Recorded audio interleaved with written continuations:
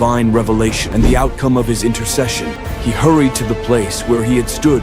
Before the presence of the Lord, he had pleaded boldly and fervently for the possible salvation of the cities of the plain. These 7 sites have remained untouched, sealed beneath layers of earth and silence.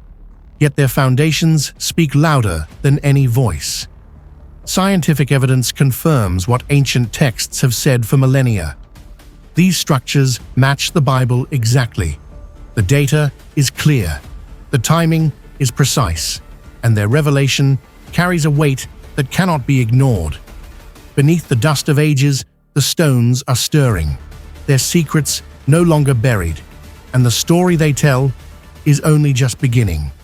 The walls came tumbling down, not as myth, not as legend, but as history whispers beneath centuries of soil and ash.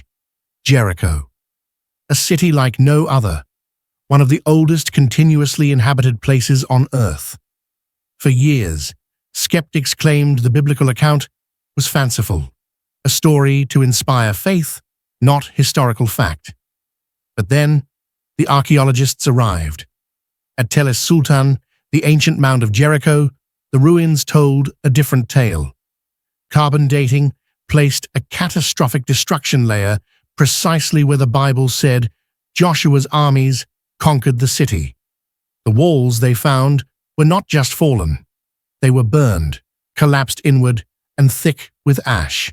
Exactly as described in Joshua 6, archaeologists uncovered remnants of massive fortifications, collapsed in a manner inconsistent with natural disasters or accidental fire.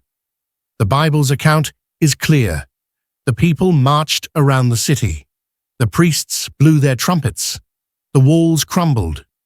Ezekiel once saw visions of divine judgment. And here, the earth itself seemed to echo those ancient words. But the question remains, if Jericho was the first city to fall to Israel's God, what does its destruction tell us about the cities still standing? Water flows quietly beneath the streets of Jerusalem, an ancient source of life and ritual hidden in plain sight for millennia. The Pool of Siloam is no ordinary water reservoir. It is the sacred place where Jesus performed one of his most profound miracles, healed a man born blind, a testament to light breaking through darkness. For centuries, its exact location was debated, lost beneath centuries of rubble and urban sprawl. Yet in 2004, archaeologists uncovered stepped stone pools, precisely matching descriptions in the Gospel of John. The stairway, the depth, the water channel, every detail aligned. But the biblical significance runs deeper than geography. As Ezekiel once prophesied, living waters shall flow from the temple.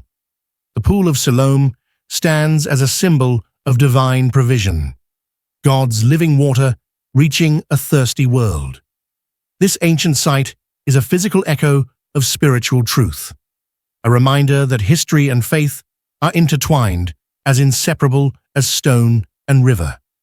Yet beneath its tranquil surface lies a question that stirs. If the waters once brought healing and sight, what blindness still persists among those who walk the ancient paths today? High above the plains of Shechem, an altar of unyielding stone rests, silent but speaking. Mount Ebal, the mountain of curses and covenant. Here, Joshua commanded the Israelites to build an altar of uncut stones, offering burnt sacrifices and reading blessings and curses as the law commanded. For decades, archaeologists debated the altar's existence, until, in the 1980s, Professor Adam Zertol uncovered a large rectangular stone structure matching biblical dimensions. The altar was made from field stones, unhewn by human hands, exactly as commanded in Deuteronomy 27, 5-6. What made the discovery profound wasn't just the structure itself, but what lay beneath. Fragments of burned animal bones, charcoal from ancient fires, traces of sacrifices sealed in time. This was no ordinary ruin. It was a testimony to obedience and covenant, etched in stone and fire. As Isaiah once prophesied, God's covenant is eternal, built on sacrifice and law. Mount Ebal's altar stands as a witness across millennia. But the altar's silence also speaks of judgment, of blessings given, and curses pronounced. What curses remain unspoken today? And which covenant calls us to obedience still? In the scorched plains near the Dead Sea, the ruins of Sodom and Gomorrah whisper a chilling testimony. For centuries, these cities were thought to be mere myth, symbols of sin and divine wrath. But excavations at Tall el-Hammam have revealed a vast Bronze Age city buried beneath layers of destruction, obliterated by fire, brimstone, and seismic upheaval. Carbon dating places this devastation around 1700 BCE, aligning closely with biblical timelines. The destruction wasn't gradual, it was sudden and cataclysmic. Clay pots shattered, city walls collapsed, and the land itself was scorched, a literal fulfillment of Genesis's fiery judgment. Recent studies even suggest a massive airburst, an ancient meteor explosion, may have caused the annihilation, echoing the biblical description of fire raining from heaven. As Jeremiah once warned, "The cup of the Lord's wrath is full," and these ruins stand as a stark reminder. But these cities are more than relics of judgment. They are warnings etched in the earth. If these were the cities of sin and divine retribution, what fires are yet to be kindled today? Beneath the burning sun of northwestern Arabia rises a mountain shrouded in mystery and ancient reverence, Jabal Alaw. Long debated by scholars and explorers alike, this peak bears marks that some believe align perfectly with the biblical Mount Sinai, the sacred site where Moses received the Ten Commandments. Here, the landscape tells a story etched in stone and flame. Blackened rocks that seem scorched by fire, stone altars perched on ancient ledges, a cleft rock resembling the biblical description of the mountain's split. The local Bedouin traditions whisper of sacred memories preserved in oral histories. As Ezekiel once envisioned, the mountain that burns with fire and smoke still exhales a silent testament. Archaeological surveys reveal unusual formations, ancient paths, and desert altars, suggesting ritualistic significance dating back millennia. If this is the true Mount Sinai, then history and scripture converge on one holy place. But why has this mountain remained hidden in plain sight? Why does its location stir political and religious tensions to this day? And what divine mystery does it guard? High in the rugged mountains near Mount Ararat lies the Durupinar site, a boat-shaped formation long whispered to be the remains of Noah's Ark. For decades, explorers and scientists debated its authenticity, caught between skepticism and awe. Aerial photographs reveal a structure measuring over 150 meters, matching the dimensions described in Genesis. In the 1950s, Dr. Ron Wyatt conducted excavations uncovering wood fragments, petrified plants, and metal fittings, materials consistent with an ancient vessel. Geological studies show the formation rests on a sedimentary layer, consistent with the aftermath of a massive flood. Scripture describes the flood as divine judgment, washing over a world steeped in corruption. This ark was humanity's last refuge, a covenant preserved by God's mercy.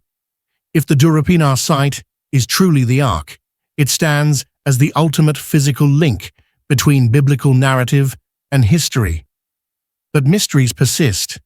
Why has official archaeology been reluctant to endorse the site? What truths are still submerged beneath those ancient timbers? And as the floodwaters once cleansed the earth, what is the ark's message for a world again overwhelmed by chaos. Beneath the ancient stones of Jerusalem's Temple Mount lies a labyrinth of hidden chambers, forgotten passages carved from the bedrock millennia ago. These underground halls have long been a source of fascination and controversy. Recent advanced sonar and ground-penetrating radar scans reveal vast, unexplored tunnels and vaulted rooms beneath the sacred mount. The Bible speaks of a holy place where the presence of God once dwelled, the Holy of Holies, sealed from human sight. Prophets like Ezekiel foresaw a temple restored, a place of divine encounter. Archaeologists have uncovered artifacts, ritual vessels, ancient pottery, inscriptions, consistent with Second Temple worship practices. Yet political and religious tensions prevent full exploration. The Temple Mount stands at the crossroads of prophecy and history, a place where the past bleeds into the present, and the hidden chambers below may hold answers not just about ancient worship, but about the coming days. What secrets do these silent stones guard? And what revelation awaits in the shadows? Beneath the bustling streets of Jerusalem, near the Church of St. Anne, lies the Pool of Bethesda, a place of healing, mystery, and profound biblical significance.